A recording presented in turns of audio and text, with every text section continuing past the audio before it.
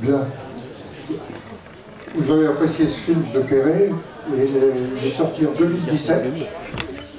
On peut regretter qu'il n'ait pas continué à en faire un.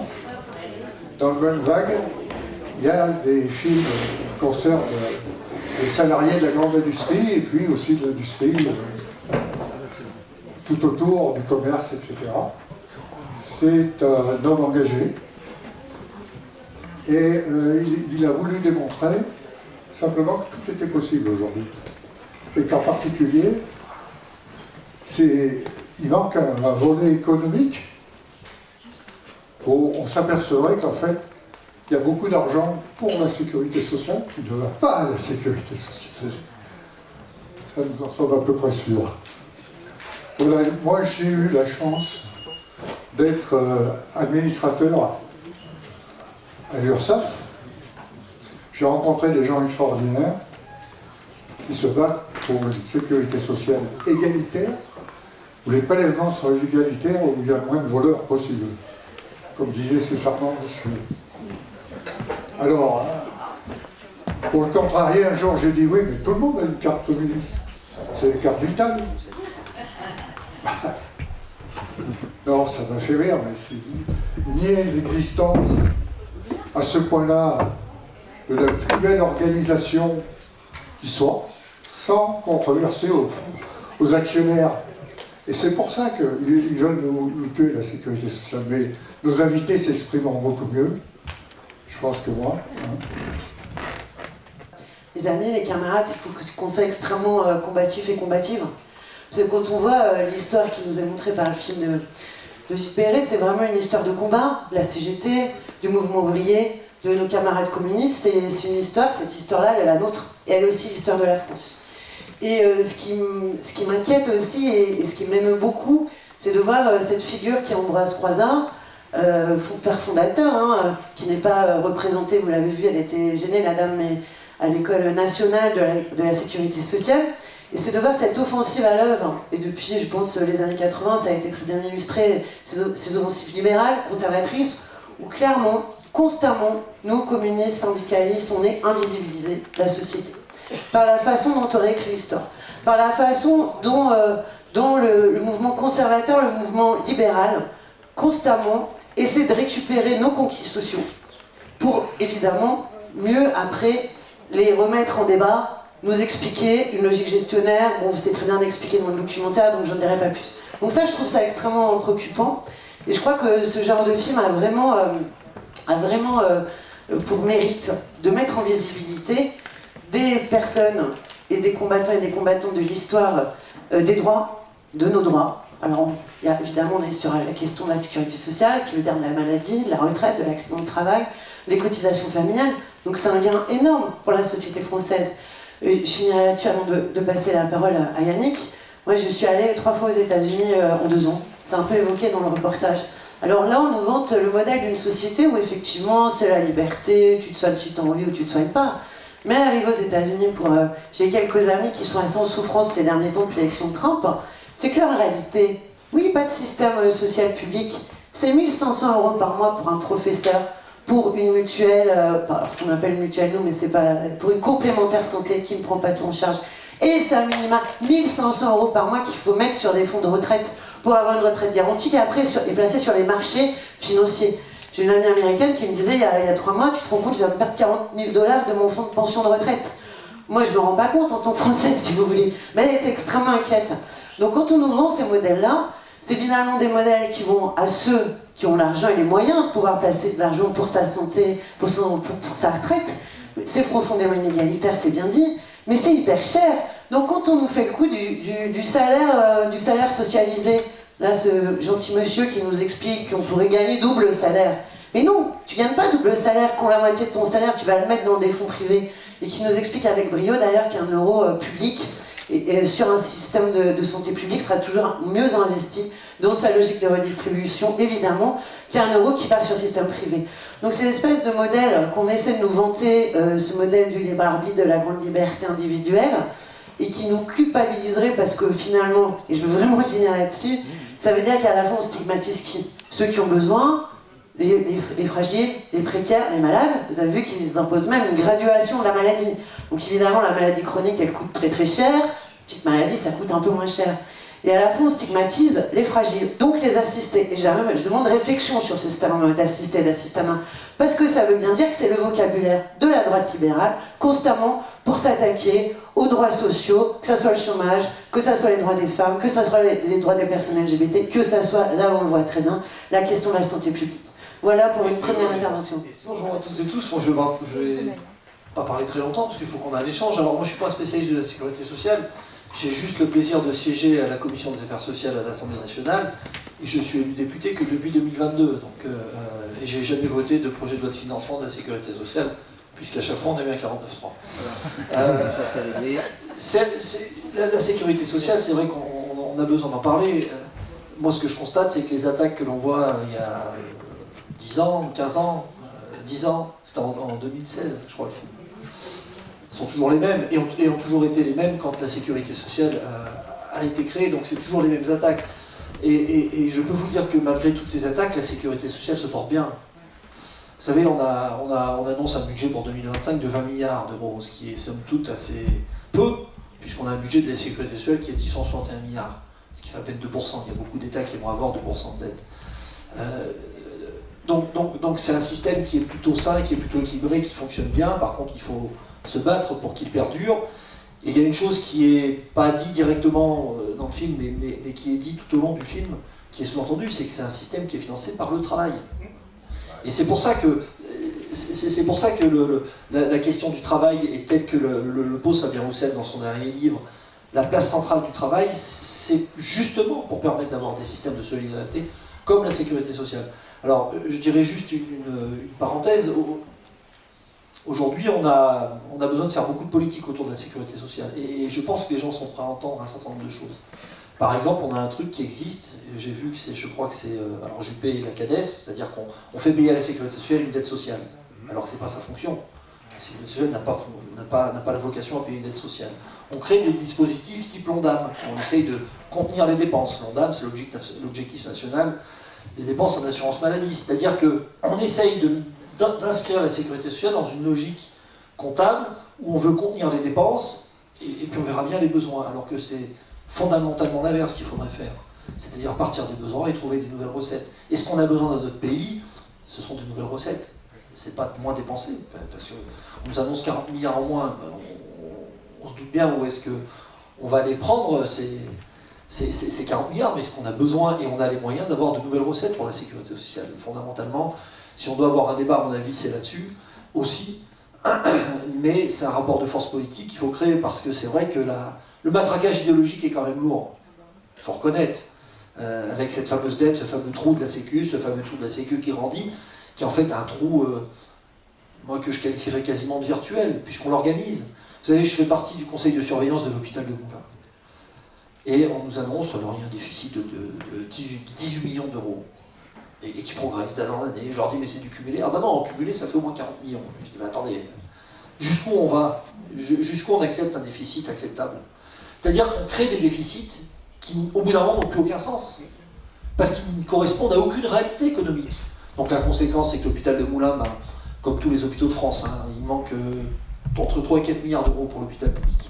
Aujourd'hui, c'est qu'on paye les gens plus tard, les fournisseurs plus tard, etc. Enfin, on organise une faillite économique, mais qu'on maintient sous perfusion. Donc ça permet de maintenir la pression, parce qu'on sait que de toute façon, on ne va pas fermer un hôpital public, enfin en tout cas je ne le pense pas, sinon vous imaginez la catastrophe sanitaire que ça représenterait. Mais on organise ce déficit qui permet de maintenir la pression sur l'ensemble de la population, en expliquant qu'il faut réduire les dépenses de santé. Alors le truc extraordinaire qu'on organise à l'hôpital, c'est la tarification à l'acte, qui aujourd'hui a mis à genoux l'hôpital. Nous, sur Moulins, ça coûte 3 milliards en plus, la tarification à l'acte, parce qu'on est revenu à 100% de tarification à l'acte. Et ça coûte grosso modo 3 milliards d'euros. 3 millions d'euros, pardon, 3 milliards.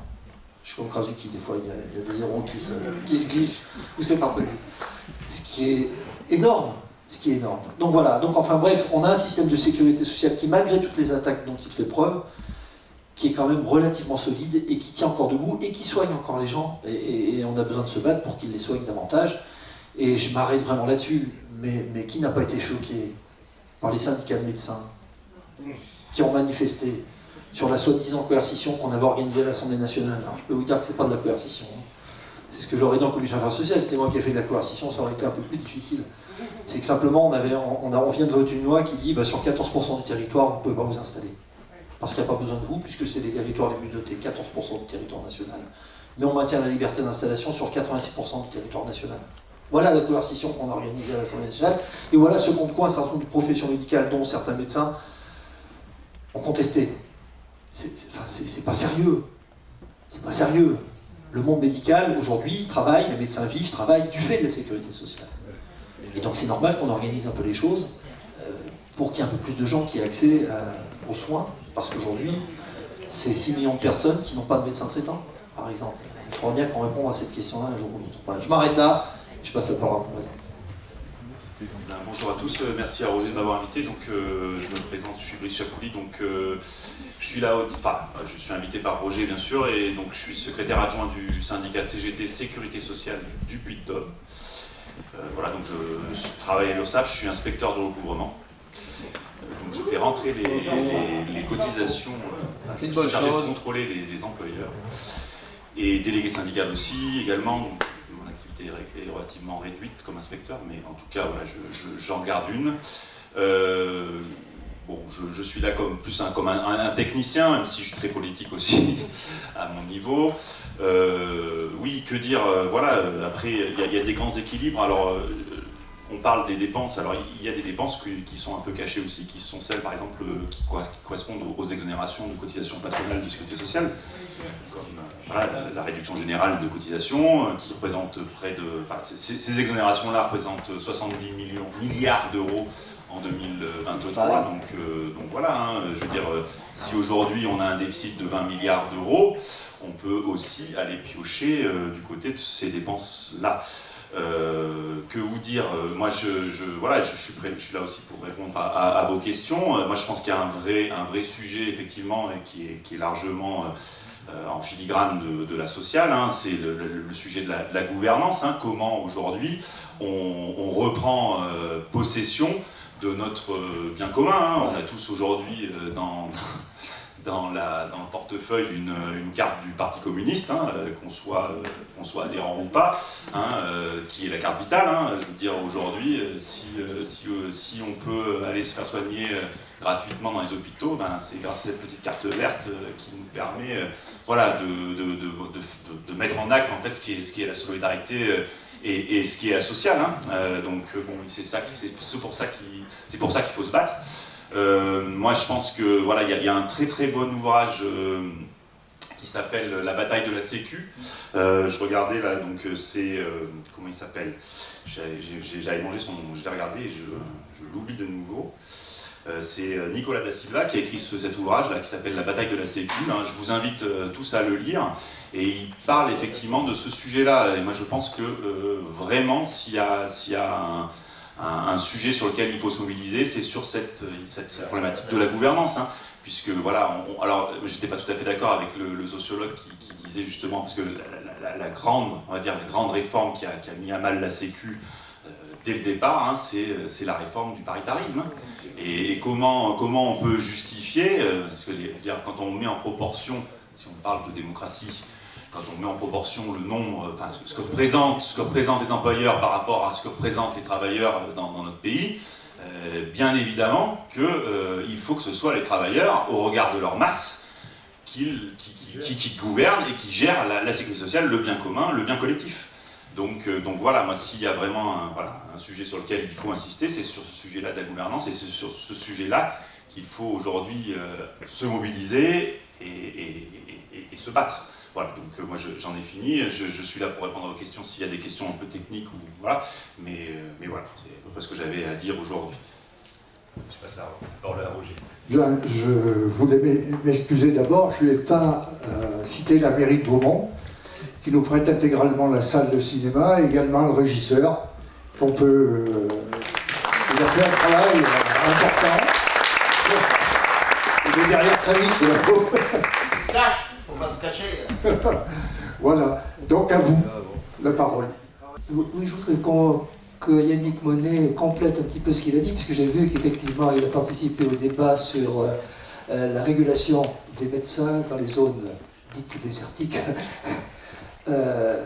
D'une manière générale, qu'est-ce que vous avez comme impression sur les rapports qui existent actuellement entre la sécurité sociale, entre le principe, je dirais, pas tellement en portant cognition, la sécurité sociale entre le principe et le corps médical d'une manière générale? Dans quel état d'esprit sont les médecins d'une manière générale? Comment vous voyez la chose?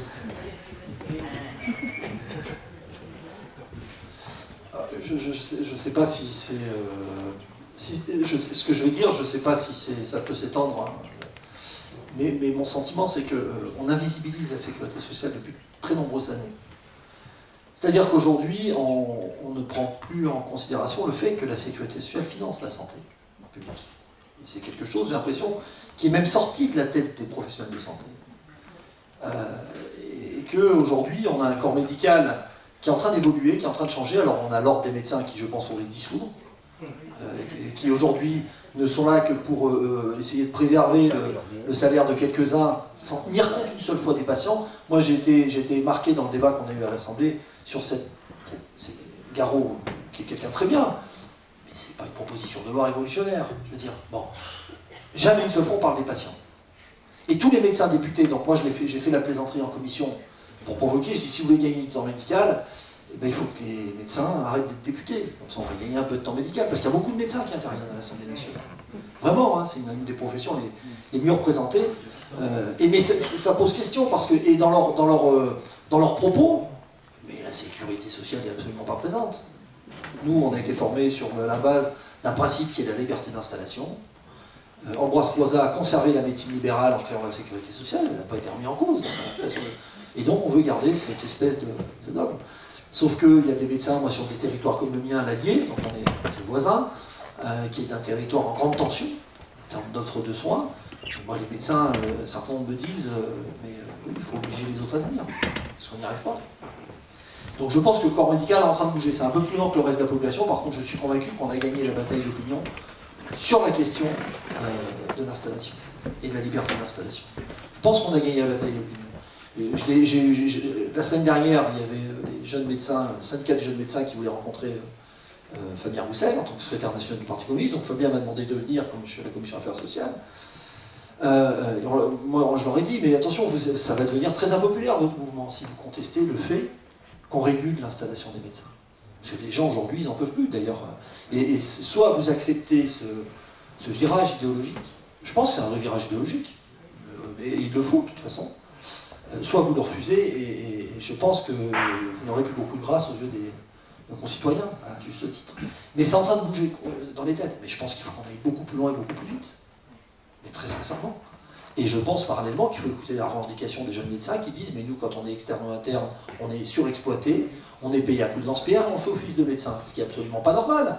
Comme pour les PADU, les médecins diplôme hors Union Européenne, qui sont payés 1 800 € tant qu'ils n'ont pas leurs EVC, le diplôme qui leur permettrait d'être reconnus.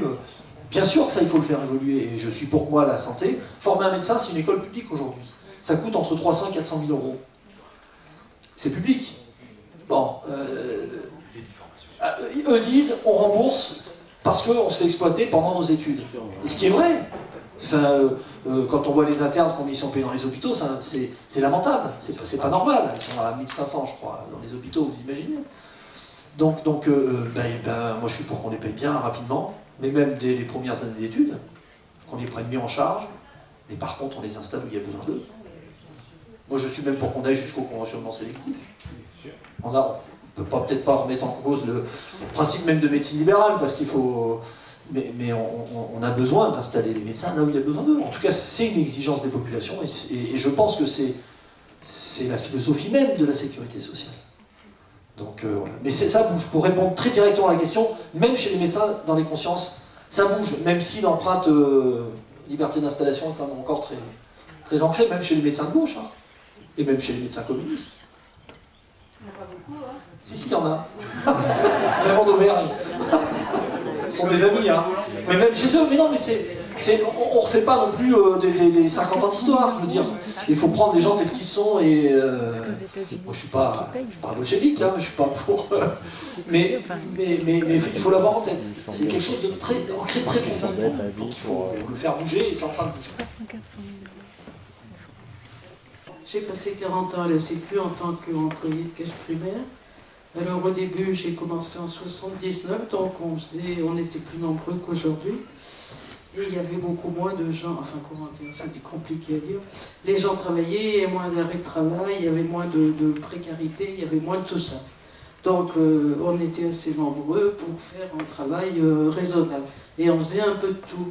C'est-à-dire qu'on payait de l'arrêt de travail, on payait des feuilles de maladie, on créait des dossiers d'assurés, les bénéficiaires, les mises à jour de carte vitale, on faisait un peu de tout. Et puis après, au bout de 20 ans, à peu près pour une histoire de rentabilité, il y a un directeur qui a voulu tayloriser chaque tâche, c'est-à-dire qu'il y en a qui se sont retrouvés à faire toute la journée des feuilles de maladie, d'autres qui sont... Alors ceux-là, ils sont partis à Flamina, moi j'étais rue Blatin, et moi je me suis retrouvée à payer des indemnités journalières tous les jours, et dans un centre de production, si vous voulez. Donc la conjoncture économique étant ce qu'elle est devenue, il y avait de plus en plus d'arrêts de travail et beaucoup d'arrêts de travail de précarité, si vous voulez. Donc ce qui prend beaucoup de temps. Et on s'est retrouvés, on était 49 pour faire ça en tout, on s'est retrouvés à une vingtaine. Et je suis parti à la retraite il y a 4 ans, ils sont encore beaucoup moins. J'ai eu un collègue récemment, un jeune, il m'a dit, on est encore moins nombreux avec de plus en plus de travail. En plus, on leur a installé, alors dans les caisses... il y a eu des manifestations de la CGT dans les caisses de Loire-Atlantique, je crois, et de Vendée, parce qu'en plus de cela, non content de réduire les personnels, avec de plus en plus de travail, on leur a installé un logiciel qui s'appelle Arpège et qui ne fonctionne pas. Donc les gens n'étaient pas payés du tout en arrêt de travail, on leur balançait de temps en temps 500 € d'acompte, et ce logiciel est aussi à la caisse primaire. Donc mon jeune collègue m'a dit que c'était très difficile. Voilà, première chose. Après le rapport, les médecins, comment ils voient la Sécu. Alors je ne peux pas parler de tous les médecins. Moi, il y a longtemps, j'ai accompagné ma mère chez un chirurgien. Quand il a su que je travaillais à la Sécu, il m'a dit « Mais vous êtes à la Sécu, vous ?» J'ai dit oui. Alors il a été très méprisant. Je lui ai répondu « Monsieur, s'il n'y avait pas la sécurité sociale, vous n'auriez pas votre cabinet aujourd'hui. » Donc ça n'a pas arrangé mes affaires. Et troisièmement, ce que je voudrais dire, c'est que il y a quand même une chose que je voudrais citer. Je vois qu'on parle beaucoup en ce moment de fraude à la Sécu. On récupère du pognon à gauche, à droite, les cliniques, tout ce que tu veux, voilà. Et c'est vrai, je pense qu'il y a beaucoup de... Alors, je ne parle pas de tous les professionnels, je ne parle pas de toutes les cliniques, mais je pense qu'il y a beaucoup de gens au niveau des professionnels, certaines cliniques, des cures thermales, tout ça, ça fait tourner toute une économie, hein, qui se sont largement engraissés avec la Sécu. Donc je trouve que si la Sécu arrive à reprendre la main, eh ben, on pourra peut-être mieux indemniser les gens qui effectivement en arrêt de travail, donc ça pour bouffer, quoi. La première remarque, c'est, je dirais qu'aujourd'hui, on n'est même plus dans la lutte des classes, on est dans une guerre sociale. On est dans une guerre sociale. Warren Buffett, un businessman américain, l'a bien dit, et il a dit on est en train de la gagner. Il parlait de la sienne, de classe sociale. Il ne parlait pas de celle des ouvriers et des classes moyennes d'employés. Deuxième remarque, dans une guerre on ment. Hein, c'est Clémenceau qui disait on ne ment jamais autant qu'avant les élections, pendant la guerre et après la chasse. On est en train de mentir terriblement aux gens puisqu'on est dans l'inversion des valeurs, comme ce qui est dit dans ce film. On ment parce qu'on fait croire aux pauvres que leur malheur, c'est de la faute des plus pauvres qu'eux. Et ça fonctionne relativement assez bien puisque certains sont prêts à adhérer à des idées complètement révisionnistes, voire même anti-lumière. Hein. On revient à des valeurs d'avant la Révolution. C'est-à-dire on déteste le plus faible que soi.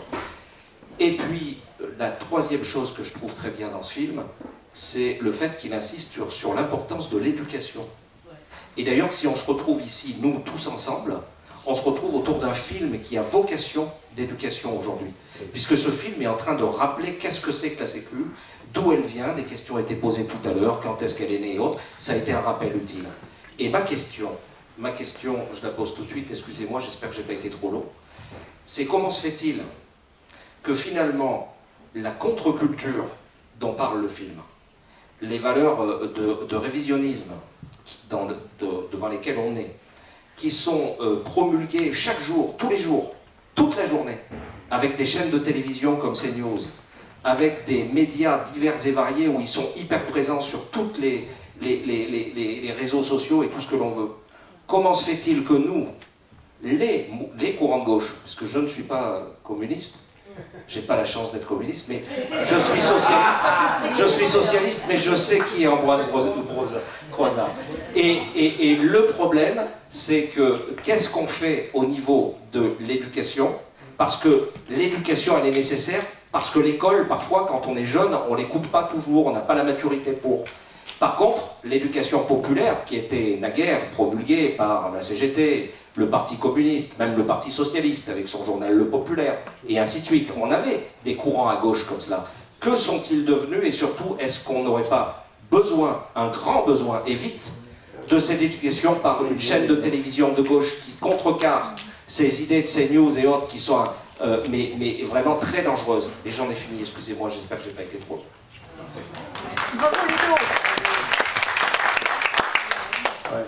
Moi je suis un peu dans le même cas, c'est la première fois que je vois le film, donc même si je connais bien, oui, la première fois que je le vois, j'avais du retard, même si je connais bien l'histoire de la sécurité sociale, donc j'ai trouvé ce film super. Je vais avoir deux questions un petit peu techniques, mais aux camarades de l'URSSAF, alors je ne sais pas si c'est l'URSSAF qui finance, mais moi en tant que représentant syndical et responsable sur l'UL d'histoire, j'ai eu dans des négociations avec des patrons qui me disaient moi je veux négocier des accords à temps partiel parce que les gens en travaillant à temps partiel ils vont toucher la prime à l'emploi. Si je mets des CDI, ils n'ont plus la prime à l'emploi. Donc ils vont venir travailler plus longtemps en gagnant pareil. Donc moi je veux garder, et nous le CGT on est contre le temps partiel, on veut que tout le monde ait un CDI et payé comme il faut, quoi. Donc comment on est arrivé à ce que la sécurité sociale dans son ensemble, je ne sais pas qui paye ça, hein. Moi mon garçon il la touche aussi, qu'à 27 ans je trouve ça, comment dire, immoral, que la sécurité sociale subventionne les jeunes à temps partiel parce qu'on reconnaît qu'ils n'ont pas assez d'argent avec ce que leur donne le patron. Alors là, moi j'ai toujours eu du mal avec ça et j'aimerais bien, si c'est possible, d'avoir une réponse technique là-dessus, mais voilà, la prime, ça s'appelle la prime à l'emploi ou... Hein, c'est ça. Et tous les jeunes, ils l'attendent, quoi. Tous les mois, ils ont 200, 300, 400 euros de la Sécu, mais la Sécu... Voilà, non, mais je dis pas que c'est pas... Mais c'est au patron de payer, quoi. Voilà, j'en reviens là-dessus, quoi. Donc ça, c'est une partie de ce que reverse la Sécu pour le social. Après, on est d'accord, on n'est pas d'accord, moi je suis pas d'accord, mais il faut m'expliquer pourquoi je deviendrai d'accord là-dessus. Et puis deuxièmement, c'est le financement global de la sécurité sociale, à savoir qu'en 46-47, c'était 100% de cotisation, salariale et patronale, et aujourd'hui on est à 50%.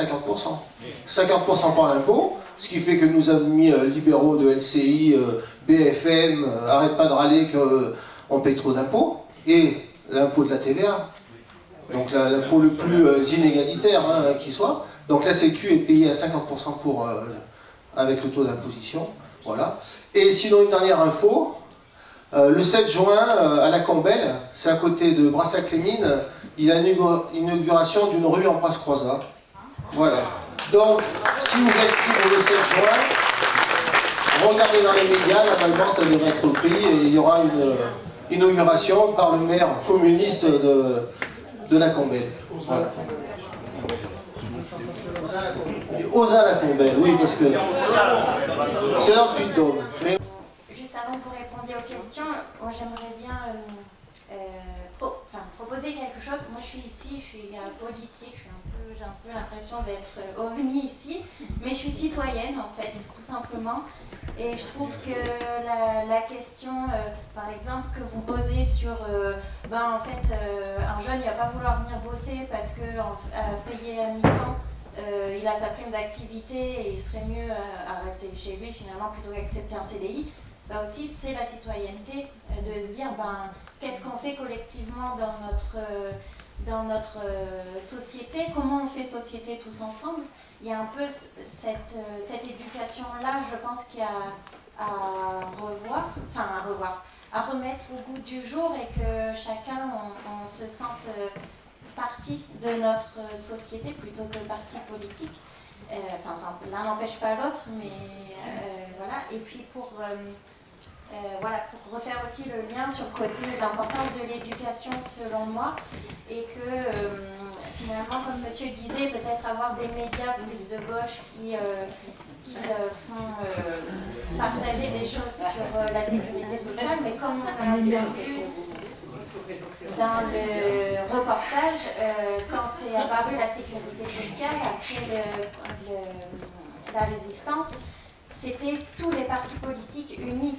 Et en fait, la sécurité sociale, c'est pas une question de gauche. Et malheureusement, aujourd'hui, ça le devient, mais ça devrait pas. Ça devrait être pour tous, ça devrait être notre préoccupation à tous. Et finalement, je trouve que c'est dommage qu'on attende d'une seule partie de la population de se préoccuper de ça, alors qu'on devrait tous s'en préoccuper. Tous les aspects de la vie, ça. Voilà, et je voudrais dire que c'est la citoyenneté qui prime, selon moi, et l'humanité plus que tout le reste, et qu'il faut qu'on lutte pour ça. Du coup, je vais répondre un peu à la question un peu technique. Alors, il faut...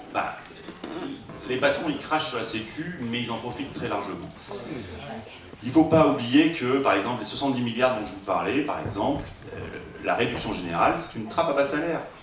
Qu'est-ce que ça fait, ça? Je veux dire, plus vous payez votre salarié proche du SMIC, plus vous avez d'exonération. Dans la logique même, si vous voulez, le but, quand on met en place une telle exonération, on incite les patrons à payer le plus bas possible les salariés pour avoir le plus d'exonération possible. Donc en fait, ils sont largement subventionnés et en plus de ça, on les incite pas à rémunérer correctement leurs salariés. Et après, bien sûr, tu parles des sommes qui sont versées par les caisses d'allocation familiale. Oui, bien sûr, oui, et donc les URSSAF ont bon dos, les charges, les URSSAF, après on va parler de, comment dire, et tout ça, ils en profitent largement en fait, ils en bénéficient largement, ils s'engraissent sur le dos de la sécurité sociale. C'est comme quelque part les médecins libéraux, je veux dire à un moment donné, combien de fois j'ai entendu des médecins ou des kinés cracher sur la sécu alors qu'en fait, sans eux, il ne soigneraient que les riches. Faut pas se leurrer. Et dans les pays où il n'y a pas de sécu, c'est que les riches qui se font soigner, c'est pas la population. Donc faut pas se tromper de... faut pas se leurrer sur... à un moment donné, les patrons, ils vont cracher sur la sécu quand il faut, et puis en bénéficier largement, et de manière très importante, sans s'en vanter. Donc voilà, je pense qu'il faut... Voilà, tous ces mécanismes, alors après, les exonérations de charges sociales, elles sont apparues à partir du moment où ils ont mis les 35 heures, c'était la contrepartie pour les employeurs, c'est les lois Aubry. Le principe, et ça a été la boîte de Pandore, à partir du moment où ça a été mis en place, à partir de là, les exonérations de cotisations, ça a été démultiplié, je vous dis, aujourd'hui c'est de l'ordre de 70 milliards. Donc on voit par rapport aux 20 milliards de déficit de la Sécu, c'est là. Et en plus de ça, ça incite les employeurs à payer le plus bas possible pour avoir un maximum d'exonération. Donc il y a un vrai point de bataille sur ce sujet-là. Comment ça se fait qu'on donne encore plus d'exonération à des personnes qui payent le plus bas possible? Et voilà, donc là-dessus, il faut avoir conscience des choses et il faut se battre sur ce sujet. Après moi, sur les autres questions qui ont été posées, alors je partage la plupart des remarques. Sur la citoyenneté, moi je pense qu'effectivement, alors ne nous leurrons pas, si à un moment donné il y a eu consensus à l'issue de la Seconde Guerre mondiale sur la mise en place de la Sécu, c'est que les partis qui avaient peut-être un peu mauvaise conscience et les patrons n'avaient plus la capacité de l'ouvrir, et à un moment donné, il y a eu une Bien sûr qu'il faut un consensus au niveau politique, il faut une majorité de toute façon. Pour arriver, on voit bien, hein, quand vous subissez le 49-3, voilà, c'est pareil, la gauche a gagné les élections, pour autant, il n'y a pas de majorité. Donc, eh ben, voilà, on subit des alliances contre nature. Donc voilà, effectivement, c'est un sujet, la sécurité sociale, c'est un sujet qui doit s'il y a bien un sujet sur lequel il faut se battre en commun ici, où il faut arriver à un consensus, c'est ce sujet-là. Et effectivement, ça a eu lieu. Il y a des précédents, comme le disait Friot. Hein. C'est intéressant ce qu'il dit Friot. C'est effectivement ce sujet-là qui peut porter. C'est un projet de société qui peut générer de l'enthousiasme, générer de la cohésion et générer un élan. Et ça a eu lieu dans l'histoire, donc ça peut se répéter. Donc bien sûr qu'il faut se battre sur le sujet-là. Et je pense que peut-être qu'aujourd'hui les gens, ils sont trop habitués à avoir cette ouverture, ce matelas. Moi, je me souviens, dans mon cercle d'amis, j'avais des personnes qui ont voté Macron. Voilà. Et leur fille a été malade. Leur fille a été très très malade. Elle est née, elle avait un gros problème aux intestins qui ne fonctionnaient pas. Elle a passé 6 mois à l'hosto. Quand ils lui ont présenté la facture, quand elle a su ce que ça pouvait coûter, et bien là, elle a changé son discours. Et là, on a pu discuter ce que c'était la sécurité sociale. Et je pense qu'il y a un travail à faire, tous ensemble, collectivement, on parle d'éducation populaire. Bien sûr il faut s'intéresser à ce que c'est que la sécurité sociale, il faut s'intéresser à comment elle a été mise en place et convaincre. Et se battre pour ça. Voilà, moi c'est vraiment mon sujet et je pense que si vous êtes là, c'est que vous avez un intérêt pour ça et que vous avez envie de porter ça. Et je pense que la sociale, pour le coup, c'est une bonne piqûre de rappel sur l'histoire et sur ce que c'est et comment ça a été mis en place. Voilà, moi j'étais un peu long, je vais passer la parole. Oui, merci beaucoup. Donc je ne répondrai pas à toutes les questions, mais Roger m'avait fait une commande aussi, il m'avait dit il faut que tu parles d'égalité femmes-hommes et tout ça. Donc là j'ai trouvé le moyen de faire une entrée grâce à ce qu'ont dit mes prédécesseurs. Et c'est le point que vous soulevez, monsieur, sur les temps partiels, entre autres, la question des complémentaires de salaire. Et là c'est vraiment un système, et tu l'as un peu décrit, ultra pernicieux. Donc déjà les temps partiels subis, comme vous le savez, c'est 81% de femmes qui subissent des temps partiels. Donc, qui cotisent moins pour leur retraite, sur des salaires plus bas qu'elles n'ont pas choisi, et qui ont des compléments, donc compléments d'activité, etc.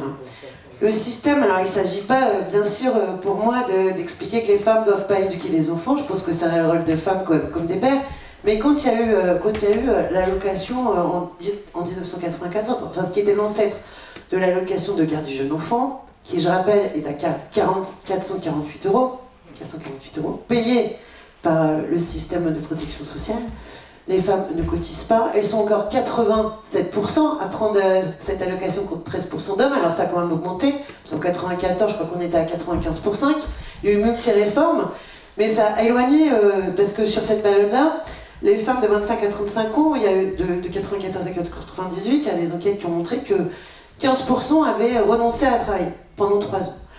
Et on a dans ce système extrêmement pernicieux où quand on a un bas salaire, qu'on subit donc des temps partiels, qu'en plus, parallèlement, on s'est tellement battu pour ça, ou contre ça, la réforme des retraites qui dégradait tout le monde, hein, les travailleurs et les travailleuses, mais dont on a pu clairement voir que ça dégradait particulièrement la situation des femmes, c'est encore la protection sociale qui est amenée à payer ces allocations qui sont justifiées, hein, on peut avoir le choix, mais qui ne sont pas du tout à la hauteur des enjeux. Et c'est la question aussi du travail domestique, entre guillemets, c'est-à-dire qu'il y a un vrai travail quotidien. On a quand même une enquête de l'INSEE de 2018, bon, un peu qui a 7 ans, mais qui est quand même assez valable, qui montre que 80% des tâches ménagères, elles sont encore cumulées, j'entends. Cumulées, c'est-à-dire à la fois le ménage, amener les enfants à l'école, faire les devoirs, etc., et faire les courses, et à manger.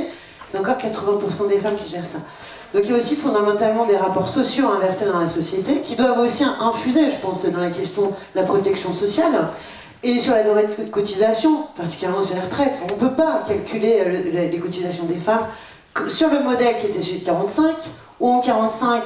Alors pardonnez-moi pour l'expression, c'était quand même un modèle un peu paternaliste et patriarcal. Je veux dire, il y avait seulement 30% de femmes qui travaillaient, beaucoup plus d'hommes, et d'ailleurs l'ordonnance de 45, elle institue d'abord le premier droit à l'homme, qui est le premier receveur, bénéficiaire du droit à la sécurité sociale, et sa femme l'est en tant qu'épouse ou mère, par ricochet. Et ça aboutit d'ailleurs encore à l'heure actuelle, j'ai vu ça encore récemment sur une carte vitale, puisque je faisais référence, avoir des femmes qui sont en situation de divorce, de séparation, et qui s'occupaient de leurs enfants pendant 30-35 ans, et la maison avoir une matriculation 1, matriculation homme.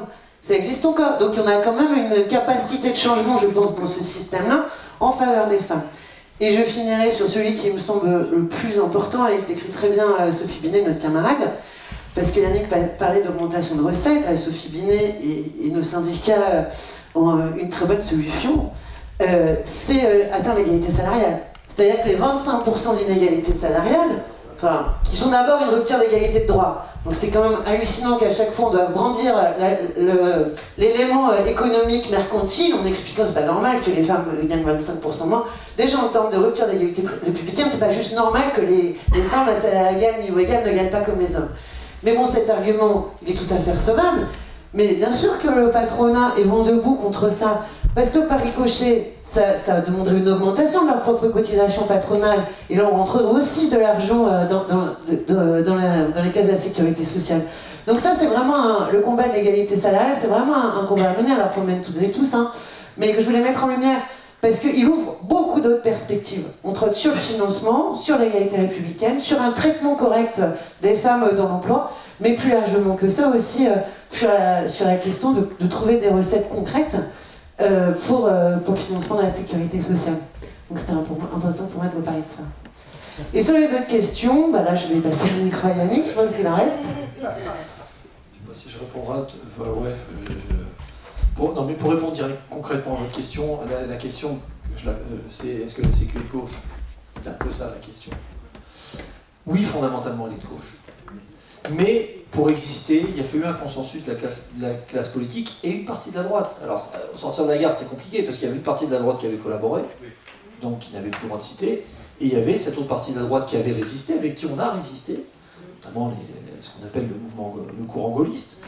Et le pays était dans une telle situation, il faut se rendre compte, après 5 années d'occupation, dans quel état était le pays, et donc il y avait cette conscience qu'il fallait absolument traduire politiquement ce système un peu assurantiel qui protège la vie des gens.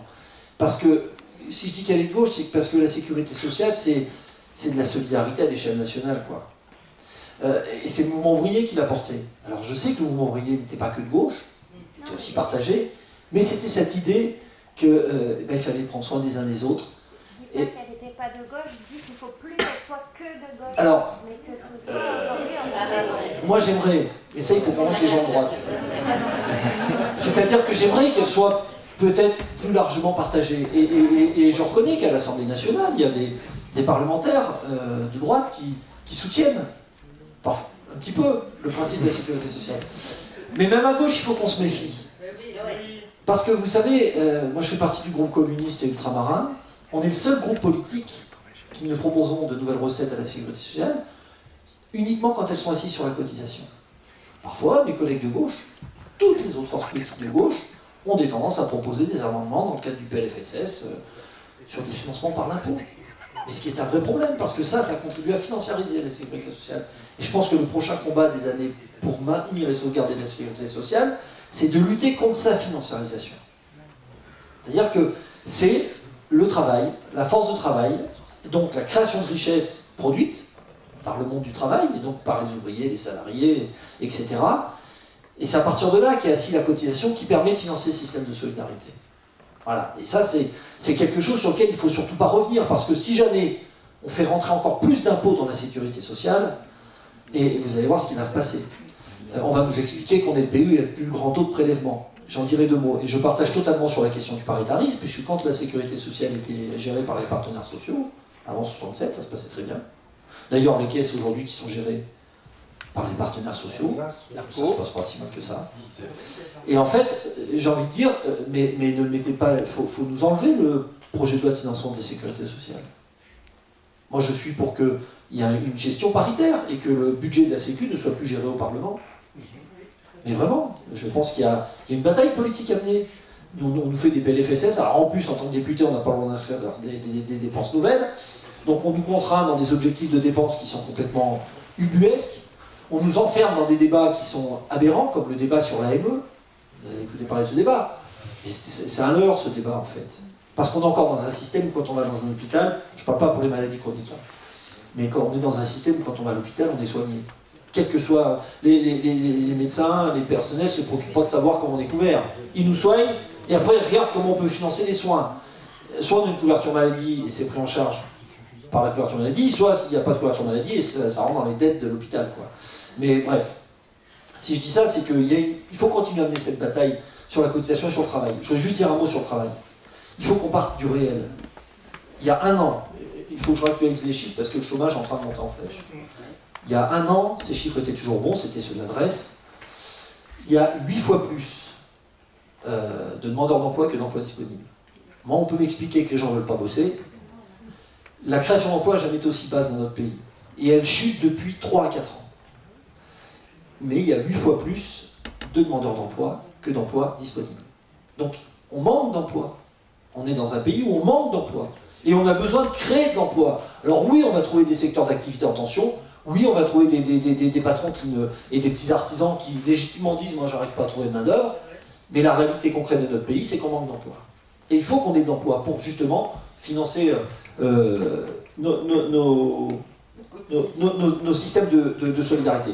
Une dernière chose aussi, il faut faire attention. On nous dit, la droite souvent nous dit qu'il y a attaquant fort en ce moment là-dessus. Hein. D'ailleurs, la droite des années des 30 Glorieuses, j'ai l'impression qu'il y a un retour en arrière. Hein. On est vraiment dans des discours très poujadistes et très démagogiques. On nous dit on est le pays où il y a le plus de prélèvements. Bah tant mieux.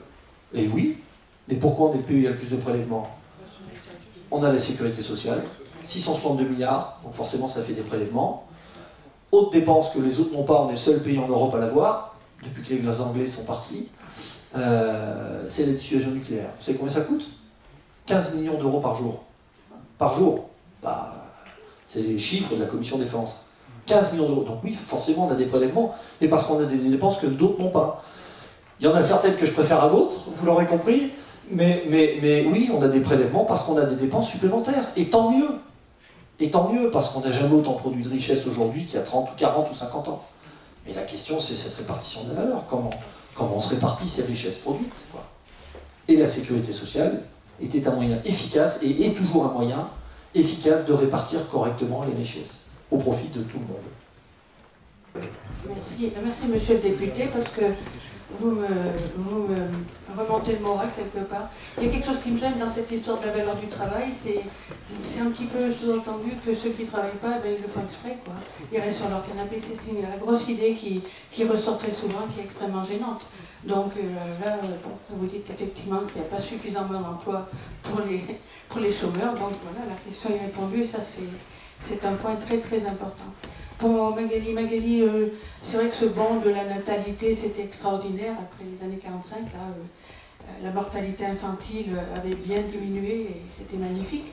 Mais j'ai entendu dire que par la fermeture des maternités, il y a effectivement un revers de la médaille, c'est-à-dire qu'il y a beaucoup plus d'enfants qui meurent, hein, tout simplement, à la naissance. Donc si tu peux nous en dire un mot. Et puis les laboratoires privés, quoi. Moi, je voudrais bien que... Je sais qu'ils se sucrent une bonne partie du budget de la santé, et j'aimerais bien savoir quand même de quoi il en retourne, parce que on ne sait pas tellement finalement ça, et quand on voit le prix des médicaments, et les médicaments peu chers qui sont abandonnés, je pense que quand même il y a des petites choses à raconter à ce niveau-là.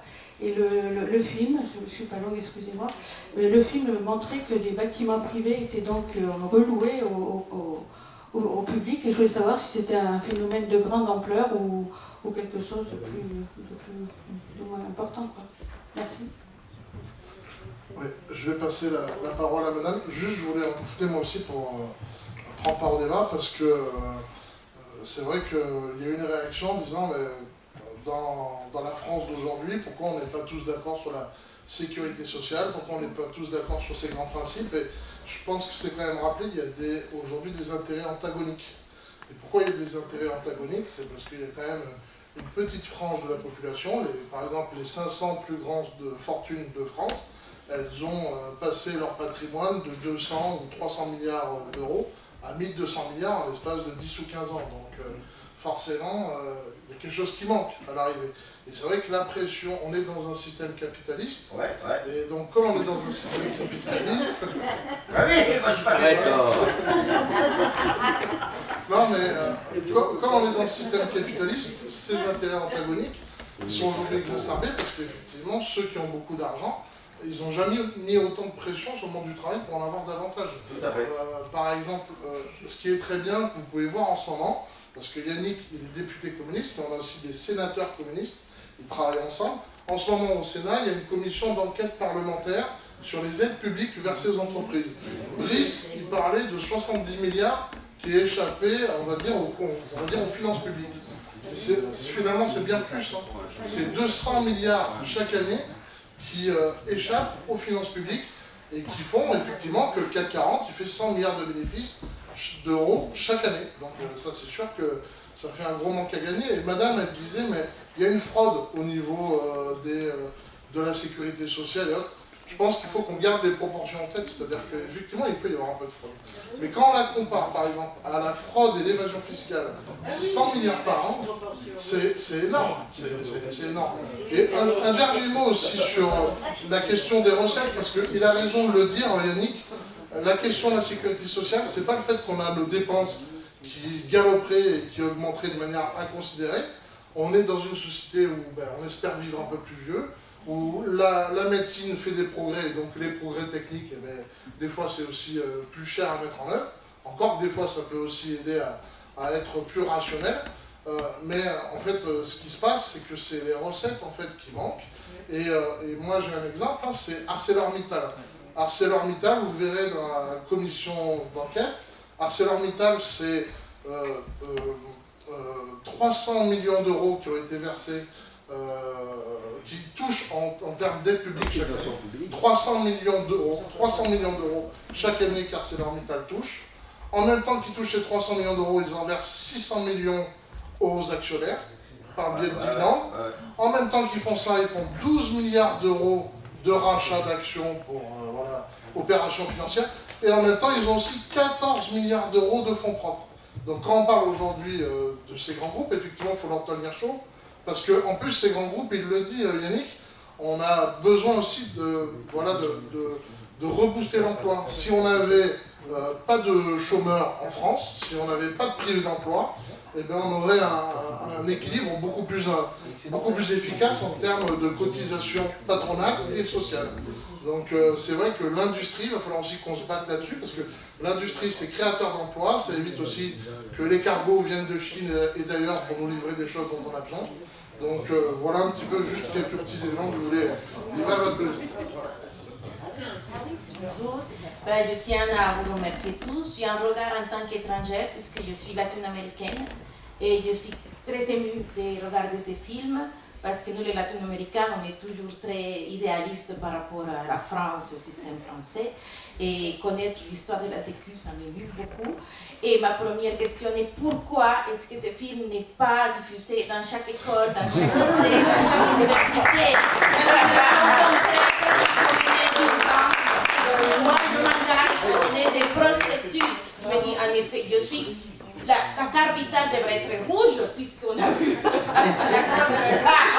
mais je me dis, c'est bien qu'elle soit verte, parce que le vert, c'est la couleur de l'espoir.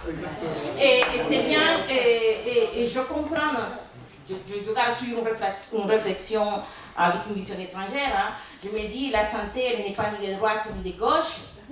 La santé, c'est humain.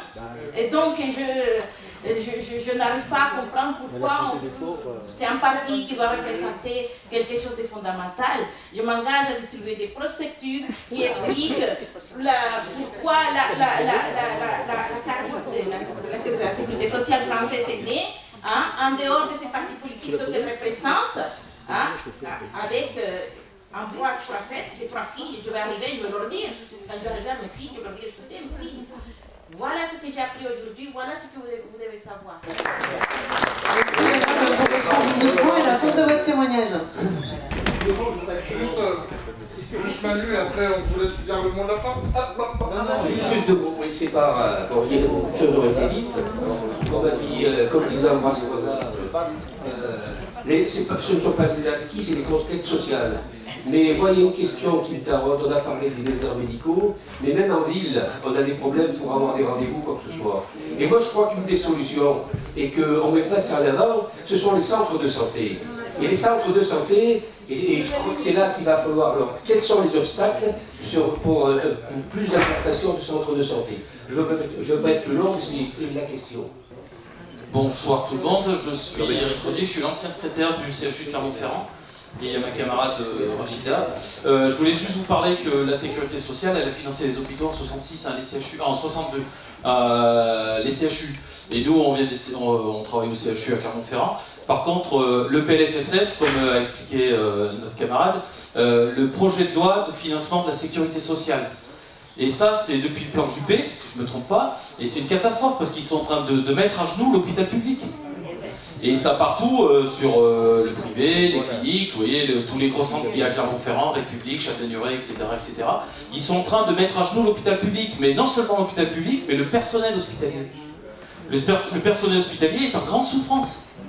Il faut prendre un ticket pour arriver aux urgences, il y a les fermetures de lits, des lits d'aval, c'est pour ça que les patients restent des heures et des heures dans les couloirs sur les brancards. À Clermont-Ferrand, il n'y a pas eu de mort, mais il y a eu des morts aux urgences début d'année dernière, des jeunes de 18-20 ans, des personnes âgées qui meurent dans les couloirs parce qu'ils ne sont pas pris en charge comme il faut.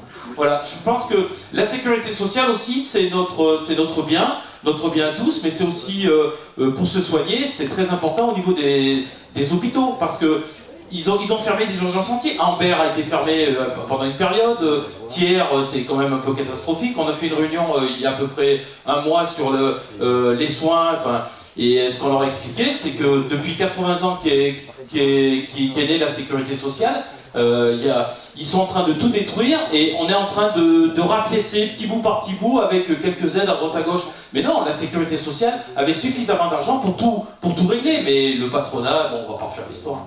Je vous remercie de m'avoir écouté.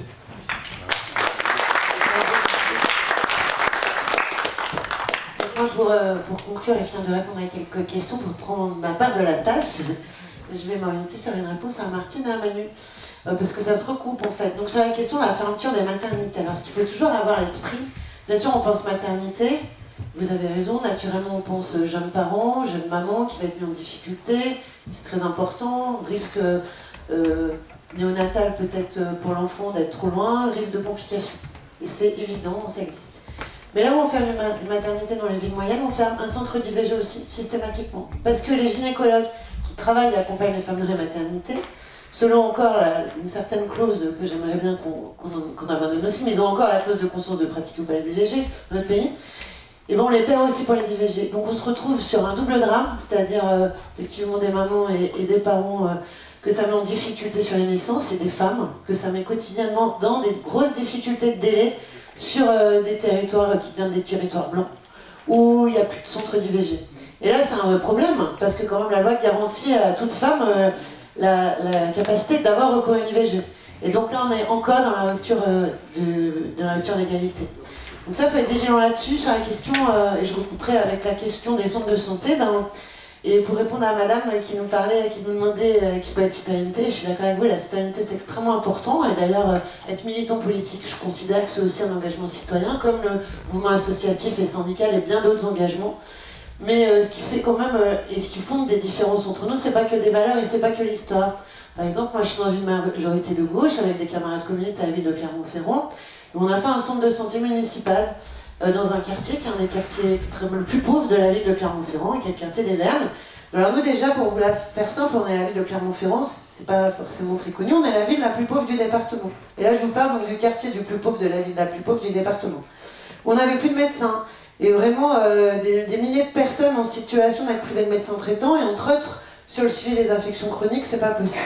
Donc là, on a mis quelques années, mais on a pris une compétence, donc je le rappelle, parce qu'on prend compétence des engages, en fait, c'est les collectivités territoriales et locales qui, à un moment, décident, et particulièrement quand elles sont de gauche, et qu'elles ont ces valeurs d'entraide et d'accompagnement des publics fragiles, et des besoins, entre autres, sur les besoins de santé, qui prennent en charge. Donc nous, on a fait un centre de santé municipal où... Alors municipal, c'est-à-dire parce qu'on a des villes, et ça je connais que des villes de gauche qui ont fait ça, et les premiers qui ont fait ça, c'est mes camarades communistes à Malakoff et Jean-Claude Kennedy à Vitry. Et Jean-Claude avait l'habitude de dire, tu sais, à chaque fois qu'il y a un vitriote qui passe dans mon centre de santé, ça me coûte un billet de 20 €.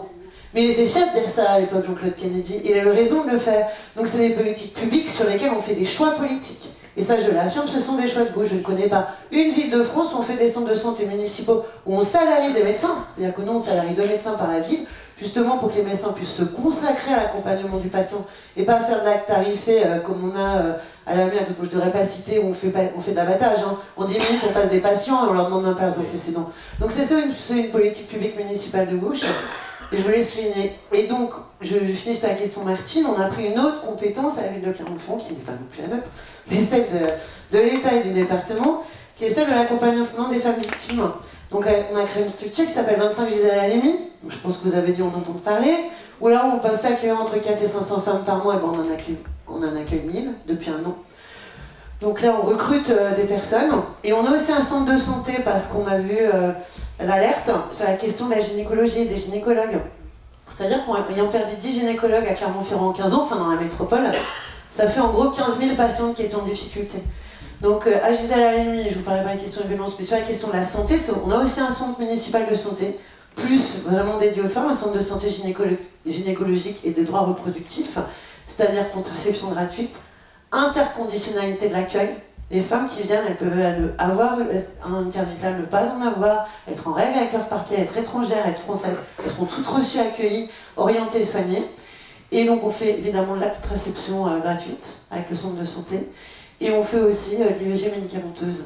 Et pour vous donner un chiffre qui est pour moi très parlant, qui rejoindra ce que disait Martine sur ce qu'il y a de dramatique dans la fermeture des maternités de centres d'IVG régionaux, c'est que là actuellement, Gisèle Halimi, on fait une IVG par jour, et avec des femmes qui viennent en dehors du département, qui viennent de la Loire, qui viennent de l'Allier, qui viennent du Rhône, et qui ont su que c'était facile pour nous, c'est-à-dire que nous, on a un délai d'accueil de ces femmes, en gros, de 8 à 10 jours.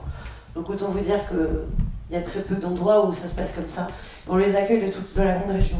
Donc voilà, c'est ça aussi les politiques publiques de gauche, c'est ce qu'ont fait nos camarades en 45 et ce qu'a fait la CGT. Et je voulais le souligner parce que c'est là où je vois la différence, si vous voulez, madame, entre juste l'engagement des citoyens et être des militants politiques de gauche. Et des militants de gauche.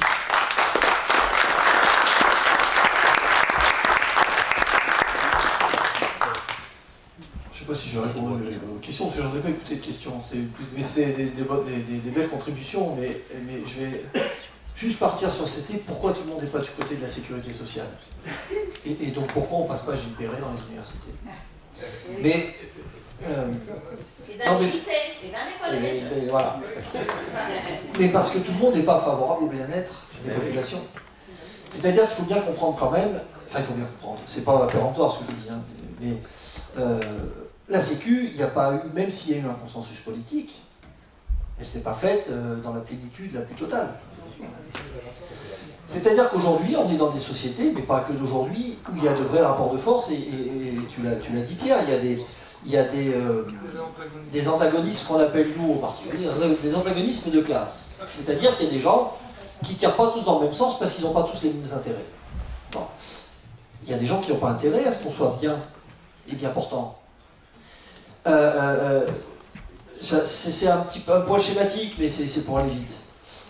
Quand on détient des moyens de production, on a plutôt intérêt d'avoir des ouvriers plutôt dociles, qui bossent, qui coûtent pas trop cher, pour que ça rapporte le plus. Mais plus on prend soin des gens, plus on les sécurise, plus on sécurise leur vie, plus on les soigne, plus ils sont susceptibles de se rebeller et de devenir pénibles. Il n'y a rien de plus docile qu'un esclave. Je le dis avec provocation.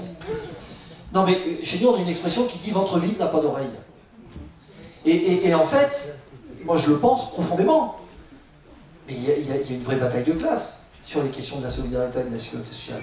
Tout le monde n'a pas intérêt à ce que le monde du travail se porte bien. Parce qu'aujourd'hui le chômage de masse met la pression sur l'ensemble des travailleurs. C'est la fameuse armée de réserve qu'on a tous lue chez Marx, mais c'est ça la réalité de notre société aujourd'hui. Quand le monsieur Joufflu, Rondouillard, là, explique que la France, en fait, c'est pour ça que le Parti communiste n'existe plus, parce que c'est un pays communiste, donc il n'y a plus besoin de Parti communiste. Jusqu'où sont-ils prêts à aller? Jusqu'où sont-ils prêts à aller pour inventer des histoires?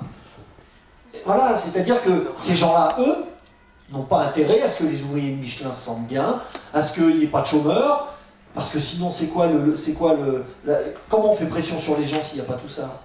Comment, il l'a dit d'ailleurs, bon, on va supprimer la sécu, puis bon, bah allez, on va aider ceux qui ont besoin, c'est grosso modo, on va faire l'aumône à la sortie des églises. C'est ça. Et cette bataille-là, elle ne s'est jamais arrêtée en fait. Cette bataille de classe, cette lutte des classes qu'on appelait. Elle ne s'est jamais arrêtée. Et j'en ai même envie de dire, c'est un qui disait qu'on l'a perdu, et que c'est les autres qui l'ont gagné. Bon, je pense que l'histoire ne s'arrête jamais. Mais en tout cas, c'est pour ça qu'il y en a qui ne sont pas pour la sécurité sociale. Et ça, il faut en avoir conscience. Et il y en a qui, ils n'ont pas pu détruire le système de sécurité sociale parce que ça. Enfin, moi, j'ai une admiration sans borne pour les gens qui ont, pour Ambroise Croizat, pour Larocque, pour les gens qui ont créé ce système. Ils l'attaquent constamment. Il est constamment attaqué, notre système de sécurité sociale, et il tient debout. Donc maintenant, on essaye de contaminer les consciences en disant voilà, il y a une dette. Donc on arrête les dépenses. Mais non, quand il y a une dette, c'est qu'on n'a pas assez de recettes. Et ils essayent de distiller de l'information comme ça, ils essayent de remporter la bataille des idées comme nous on essaye de le faire. Et donc c'est une bataille incessante. Et tout le monde n'est pas pour la sécurité sociale. Et même ceux qui en auraient le plus besoin, des fois, vont nous dire non, mais ils font chier les pauvres quand même, ils coûtent cher. Sauf qu'ils parlent d'eux en fait. Donc, quand on éveille les consciences citoyennes par l'éducation et dès le plus jeune âge, quand les enfants ils sont ni de gauche ni de droite, et si on leur explique c'est quoi la mutualisation, si on leur explique, si on leur fait avancer dans cette réflexion de conscience citoyenne, à un moment donné en fait ils pourront plus faire grignoter le cerveau par la dette, elle est là, parce qu'ils auront un esprit critique. Vous savez, je suis pas sûr. Moi j'étais pendant 10 ans éducateur de rue. Dans les quartiers, ils ont reçu une éducation, ils ont été à l'école, et puis avec un système éducatif performant, mais en face d'eux, l'armée est importante. Quand vous voyez des chaînes financées par des milliardaires, comme Bolloré, comme CNews, ils écoutent ça, vous savez, on peut... Le système éducatif aujourd'hui, on ne nous apprend pas ça. Mais on vous apprend pas ça. N'oubliez jamais une chose. N'oubliez jamais une chose, malgré le système éducatif, Hitler est arrivé au pouvoir par les urnes. Moi je l'ai appris à l'école. L'extrême droite aujourd'hui est aux portes du pouvoir de façon plutôt démocratique. Et avec un soutien populaire, y compris un soutien de ceux qui jouent contre leur classe. Donc l'éducation, c'est pas qu'un état, c'est pas quelque chose, c'est quelque chose qui doit se poursuivre. Ça commence jeune à l'école, ça se poursuit en politique, mais c'est un combat incessant l'éducation. C'est-à-dire qu'il suffit pas, vous voyez bien avec les enfants, pour ceux qui ont des enfants. Vous voyez bien, on a beau leur donner la meilleure éducation possible, dès que l'adolescence arrive, on ne contrôle pas grand-chose. Et qu'on a beau avoir reçu une bonne éducation, et des fois ça peut partir. Donc l'éducation, comme la politique, comme les combats politiques, c'est des combats incessants. Et il ne faut jamais s'arrêter, et il faut les démultiplier, et il faut les mener collectivement, parce que c'est le plus sûr moyen d'essayer d'y arriver, mais c'est une lutte incessante, qu'on mène avec plaisir au Parti communiste français. Je vous remercie.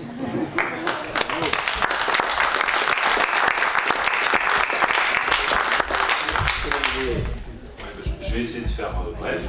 Moi, simplement, ce qui m'alertait un peu, c'est effectivement, il y a un risque en 1945 qui n'a pas été couvert par la sécurité sociale à la création, c'est le risque chômage. Et justement, et peut-être aussi ça fait partie des choses qui faisaient que le contexte était favorable aussi, c'est qu'il y avait plein emploi. Aujourd'hui, il y a un vrai problème du travail et du partage du travail et comment on pense le travail. Donc je pense qu'il y a effectivement alors, les organisations politiques, le Parti communiste, la CGT, CGT pas politique, mais en tout cas toutes les organisations vont réfléchir sur ce sujet-là et je pense qu'il y a un vrai enjeu parce que justement la cotisation par le travail ne suffit peut-être plus et qu'il y a peut-être matière à aller chercher l'argent là où il est et c'est peut-être aussi là la limite du système qui a été pensé au moment où il y avait le plein emploi justement et le chômage, ou en tout cas le pays était à reconstruire, il y avait le plein emploi. Donc c'est sûr qu'aujourd'hui, dans un contexte où il y a les patrons, ils ont tout pouvoir. Pourquoi ? Parce qu'ils font changer l'emploi. Je veux dire aujourd'hui, moi comme inspecteur URSSAF, je le vis dans ma chair. Aujourd'hui, je parle d'un redressement à un patron, qu'est-ce qu'il va me dire ? Ah mais moi si vous me faites ça, je licencie. Et voilà, et on en est là en fait. Le sujet, il est vraiment là. Comment on partage le travail et comment on finance notre système de protection sociale. Et je pense que, voilà, en tout cas c'est sur ces questions-là, je ne prétends pas y répondre, c'est sur ces questions-là que voilà, j'arrêterai moi de la parler.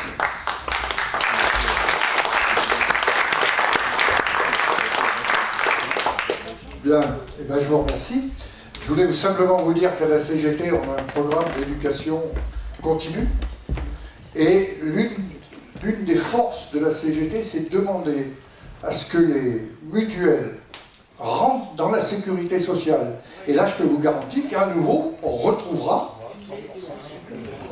les bénéfices. 100% sécu. Tout simplement. Camarade, non, je reste là. Je passe le micro. Ah oui, d'accord. Je voulais faire un petit placement de produit pour la section de Clermont-Ferrand du Parti communiste français. Non mais c'est une histoire très sérieuse, vous avez vu, je vous ai distribué des tracts lorsque vous arriviez. Donc le 24 mai, parce qu'on fête les 80 ans de la Sécu, mais vous n'êtes pas sans savoir que cette année, nous fêtons aussi les 80 ans du premier droit de vote des femmes et d'éligibilité. Et ça grâce à la note de nos camarades, Fernand Grenier, qui a posé... Vive les femmes. Oui, merci. Merci, monsieur. Non, mais voilà, je veux juste vous annoncer l'événement. Donc, le 24 mai, si vous voulez, salle Le Clocher à Clermont-Ferrand. Et donc, c'est aussi un événement porté par la Fédération communiste du département.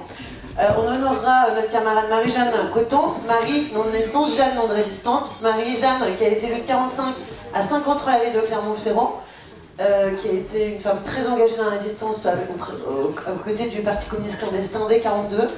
Marie-Jeanne, elle s'engageait aussi dans la guerre civile espagnole. Elle a été, comme d'autres femmes et aussi d'autres hommes de notre parti, un peu invisibilisée de la place. Donc à la fois, on va renommer une crèche à son nom mardi, là, après-demain. Mais surtout l'événement pour nous, et on est ravis de vous inviter. Il y aura une conférence sur les luttes pour les droits des femmes pour gagner le droit de vote. Et une lecture spectacle des mémoires de Marie-Jeanne. Donc ça va être extrêmement émouvant. On est très fiers de vous présenter ça, on a beaucoup travaillé. La famille sera présente, dont son fils Jackie de 94 ans, et c'est aussi pour nous, le Parti communiste français du Puy-de-Dôme, montrer notre respect profond pour ces femmes et ces hommes qui ont fait l'histoire de notre parti par leur engagement. Et on serait ravis de vous compter parmi nous samedi 24 mai à Le Clocher dès 7h30. Merci beaucoup. Mesdames et messieurs, ça va beaucoup vous plaire. Pardon, on voulait quand même remercier. Aujourd'hui, il y a eu cette émission-là et ce débat. C'est l'organisation, c'est Roger Michel.